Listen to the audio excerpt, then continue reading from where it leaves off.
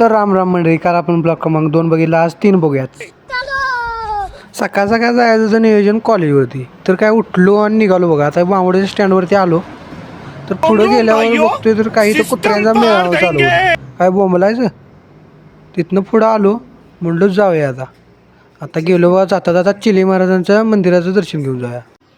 आत गेल्या बाबा एकदम खतरनाक वातावरण वाटते बघा, एक नंबर. नाद करायचं नाही. तिथनं पुढं गेलो, म्हणलं जाता जाता देवांचं दर्शन घेऊन जाऊया. भावानं जरा व्हिडिओ फास्ट केला आहे, पण असू द्या.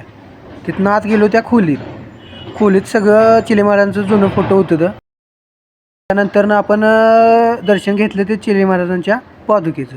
तिथनं बाहेर आलो. हे वातावरण आहे भावानं सकाळचं.